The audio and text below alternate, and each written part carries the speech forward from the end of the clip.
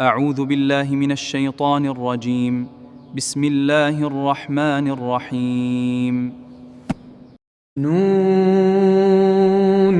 والقلم وما يسطرون ما أنت بنعمة ربك بمجنون وإن لك لأجرا غير ممنون وإنك لعلى خلق عظيم فستبصر ويبصرون بأيكم المفتون إن ربك هو أعلم بمن ضل عن سبيله وهو أعلم بالمهتدين فلا تطع المكذبين ودوا لو تدهن فيدهنون ولا تطع كل حلاف مهين هماز مشاء بنميم مناع للخير معتد أثيم عتل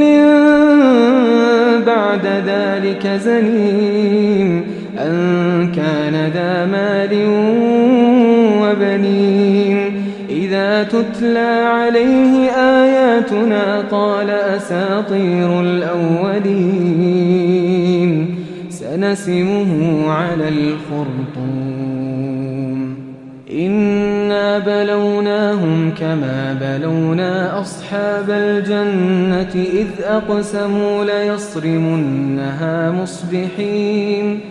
ولا يستثنون فطاف عليها طائف من ربك وهم نائمون فأصبحت كالصريم فتنادوا مصبحين أن اغدوا على حرثكم إن كنتم صارمين فانطلقوا وهم يتخافتون ألا يدخلنها اليوم عليكم مسكين وغدوا على حرد قادرين فلما رأوها قالوا إنا لضالون بل نحن محرومون قال أوسطهم ألم أقل لكم لولا تسبحون قالوا سبحان ربنا إنا كنا ظالمين فأقبل بعضهم على بعض يتلاومون قالوا يا ويلنا إنا كنا طاغين عسى ربنا أن يبدلنا خيرا منها إنا إلى ربنا راغبون كذلك العذاب ولعذاب الآخرة أكبر لو كانوا يعلمون إن للمتقين عند ربهم جنات النعيم أفنجعل المسلمين كالمجرمين ما لكم كيف تحكمون أم لكم كتاب فيه تدرسون إن لكم فيه لما تخيرون أم لكم أيمان علينا بالغة إلى يوم القيامة إن لكم لما تحكمون سلهم أيهم بذلك زعيم أم لهم شركاء فليأتوا بشركائهم إن كانوا صادقين يوم يكشف عن ساق ويدعون إلى السجود فلا يستطيعون خاشعة أبصارهم ترهقهم ذلة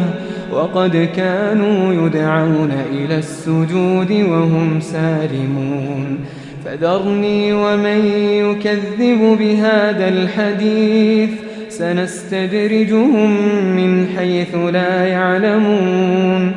وأملي لهم إن كيدي متين أم تسألهم أجرا فهم من مغرم